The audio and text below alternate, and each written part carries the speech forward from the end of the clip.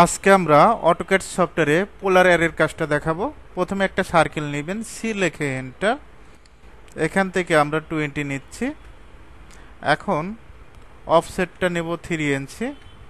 বিশেষ করে পাইল সেকশনে যদি 6টা রড বসায়, আপনি 6টা অথবা 8টা রড বসাইতে পারবেন পাইল সেকশনের ক্ষেত্রে।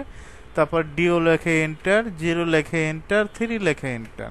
এখান থেকে আমরা যে কোনো একটা বসা যাচ্ছে। আমরা চাচ্ছি যে বাকি আরও 6টা রড বসাবো এখানে।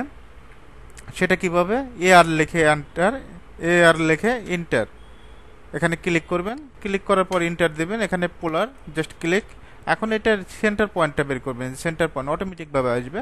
জাস্ট এখানে আপনি কয়টা রড দিবেন, যদি 6টা রড দেন 1 2 3 4 5 6 6টা। এখন যদি আমরা 8টা দেই, 8টাও দিতে পারবো। আবার নেই সার্কেল, সি লেখে এন্টার। এখান থেকে আমরা 25 দিচ্ছি, অফসেটটা 3 ইঞ্চি। ওকে, এখন এখানে আমরা 8টা দেব।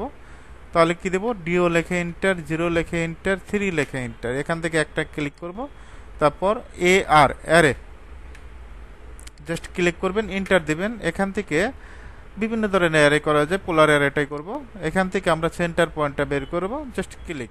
এখন কয়টা দিবেন? যদি 8টা দেয়, এখানে আইটেমসে 8 দিবেন। আশা করি পারবেন। এখানে 8 দিলে 1 2 3 4 5 6 7 8। ওকে, এখন যদি একটা সার্কেল নেই, সি লেখে এন্টার। এই পয়েন্ট থেকে আমরা 15 ইঞ্চির একটা সার্কেল নিলাম। ওকে, তারপর সি লেখে এন্টার। এখান থেকে আমরা এই পয়েন্টটা নিচ্ছি।